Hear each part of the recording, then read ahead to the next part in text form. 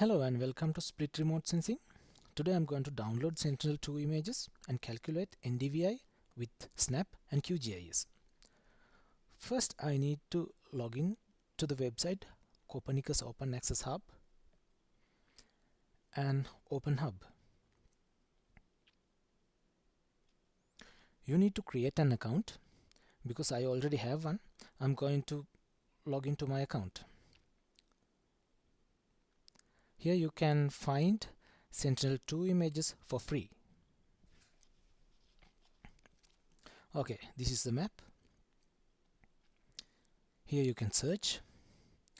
First I'm going to navigate to my area of interest.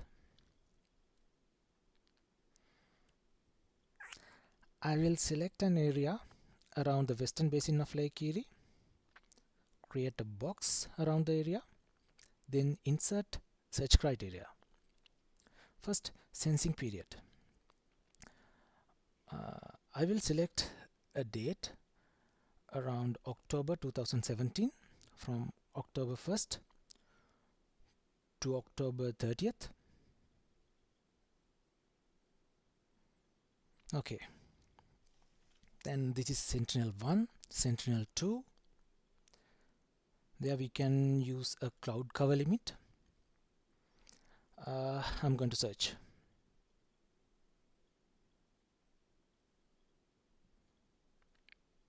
Okay, there we have some results. I will search for a good one. In this one we have some clouds. Okay, this one looks better. View product details.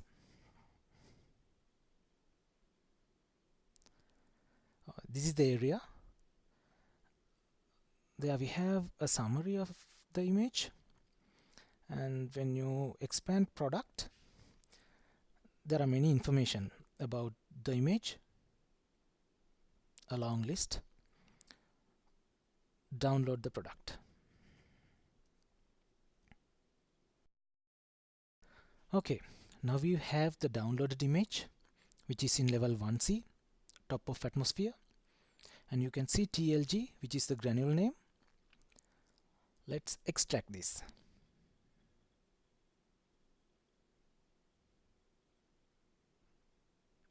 Okay, now I can go into the image.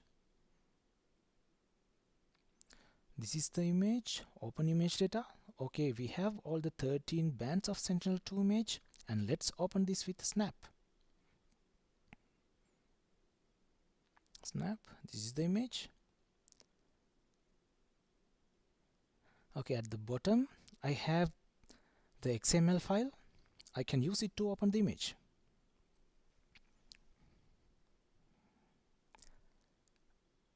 We can expand the image, expand bands. There we have all 13 bands. Because this is in level 1C, I'm going to apply Send-to-Co atmospheric correction to take it to bottom of atmosphere.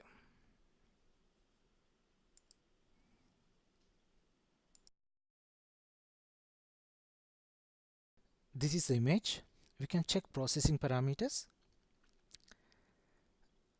There are several processing parameters which are provided by new Send-to-Co. You can scroll it down and check. I'm going to go with default ones. And there are 3 levels of spatial resolution. I will select 60 and run. Now we have the level 2A image, which is at bottom of atmosphere level. We can expand the bands. There we have all the bands except band 8. If you need band 8, you have to go with 10 meter spatial resolution in Send-to-Co atmospheric correction. Let's open an RGB image. Okay, it looks very nice. Then we can go to calculate NDVI. I will select NDVI processor. Okay, there we have the source image, then the target product. In processing parameters, we can select red band as band 4 and band 8A as NIR band. then click run. Okay.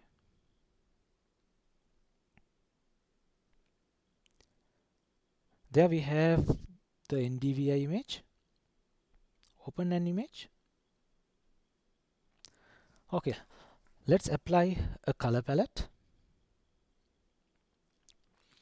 I will go with Mary's vegetation index. Open. Just click yes. Okay, there we go. This is the NDVI image. Let's repeat everything with QGIS. I'm going to use semi-automatic classification. If you don't have it, you have to go to plugins and install the plugin. So go to SCP, pre-processing, and Sentinel 2.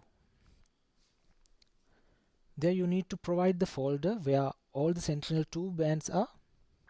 So I'm going to navigate to the folder which I extracted from the zip file, QGIS, granule, image data. This is the folder that you need to provide. Okay, there you have all the bands, then select metadata file. So go back one step from the previously selected folder and you have that XML file. Okay, open.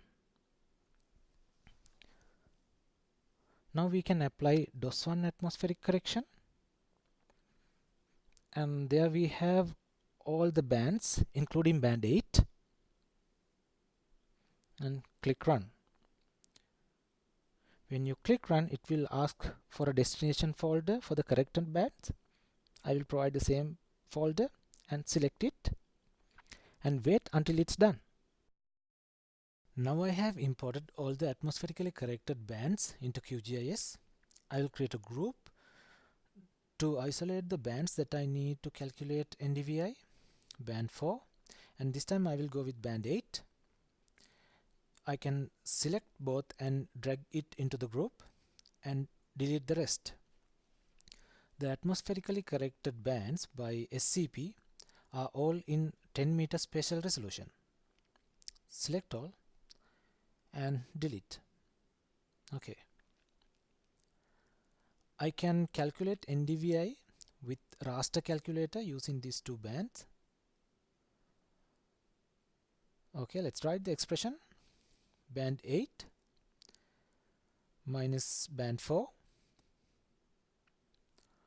over band 8 plus band 4.